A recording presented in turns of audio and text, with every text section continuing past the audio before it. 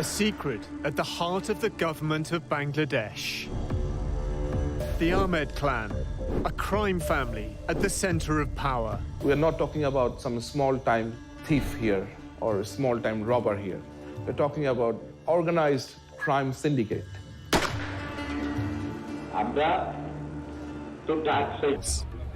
They are Aziz's brothers.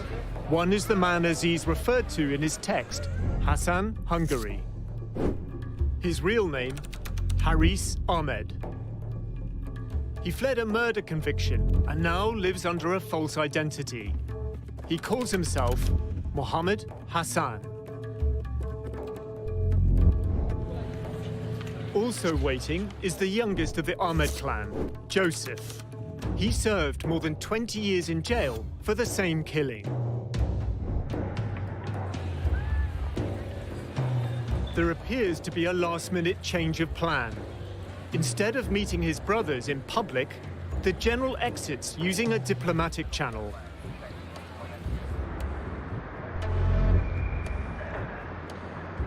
The brothers leave the airport in separate cars.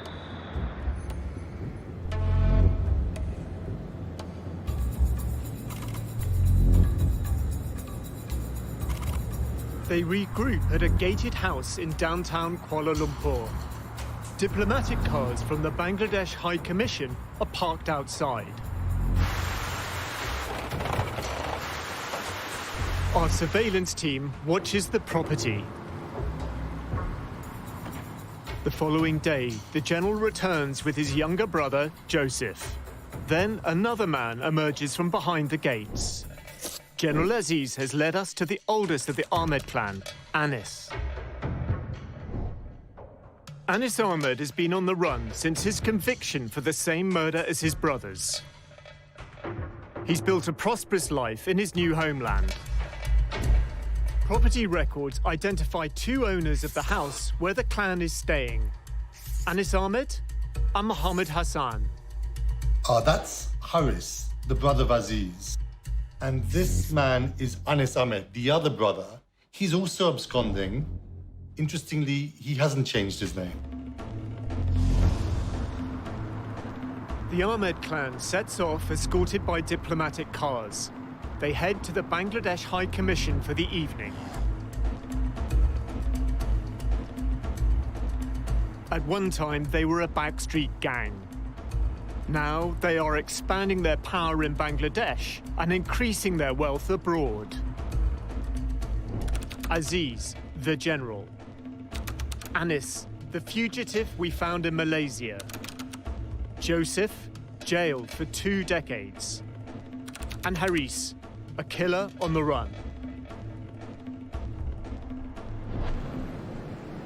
The investigation moves to Hungary.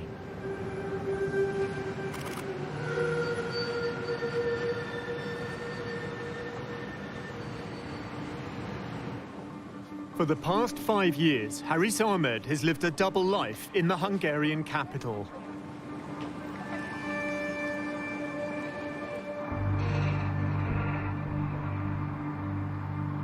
Haris is a very cold-blooded criminal. He is someone who would harm you if he doesn't like you. I got to understand that this person is not a very normal person. He is kind of a psychopath.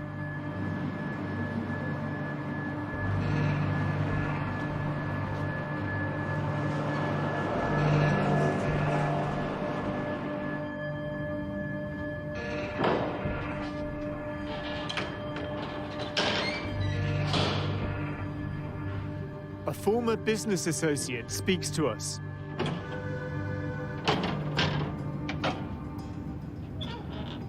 So it all started back in 2014, December.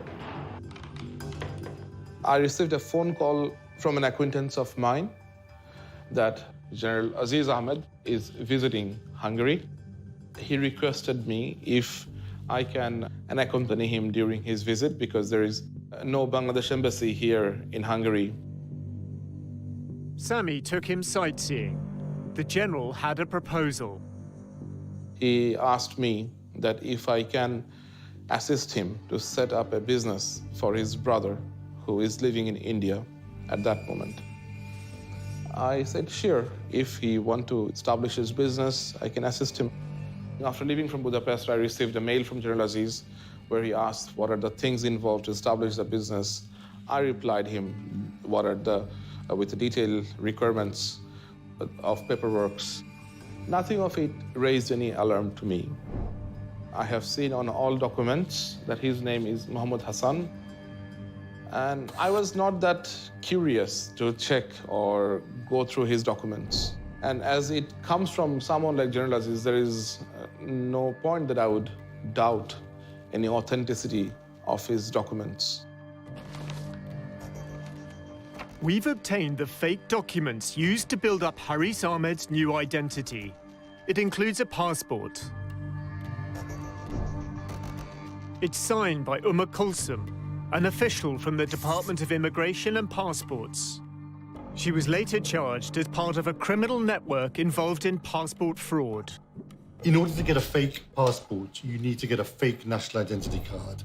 And in order to get a fake national identity card, you need to falsify a number of different documents, which could include a fake birth certificate, an education certificate, a marriage certificate.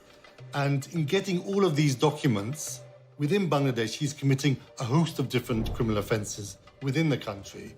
And then, of course, he then used that to get a passport, and that passport is a fake passport under a false name.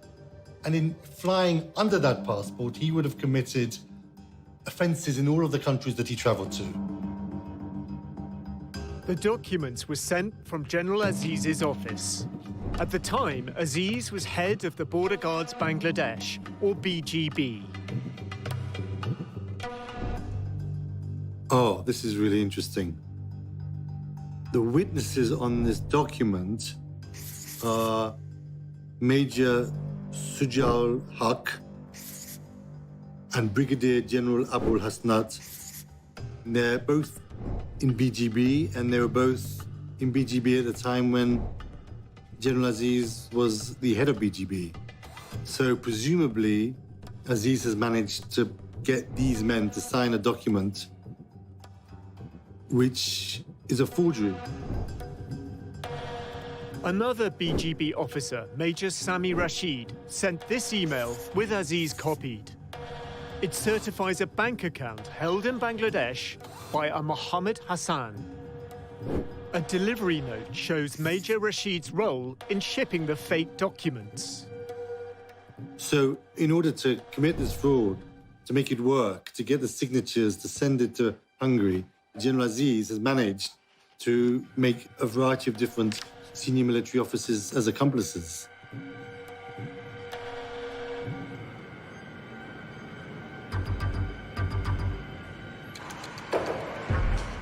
Haris Ahmed arrives in Budapest in early summer 2015.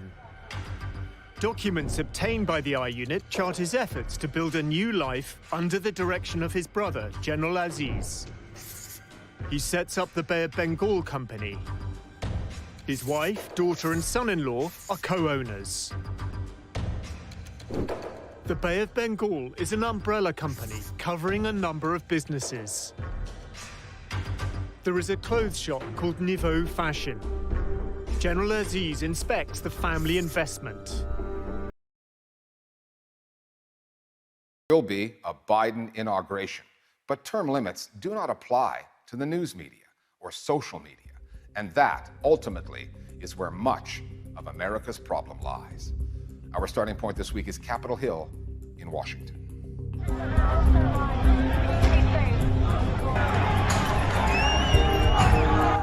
Legacies usually take much longer than this to reveal themselves. This is treason. This is insurrection. This is rebellion. Donald Trump is still in the White House, yet the news channels were all covering his legacy live Wednesday on Capitol Hill. I'm not in Baghdad. I'm not in Kabul. I'm not in a dangerous situation overseas. We are in America. And people don't want to call it a coup, but what else is it if you're trying to replace the duly elected president of the United States? These anarchists, interaction, and these people who are involved in this insurrection. News anchors and reporters in the field struggled to find the words. Quite an incredible act that I to accurately describe exactly what they were covering. Revolt is a word that can be used here in some way.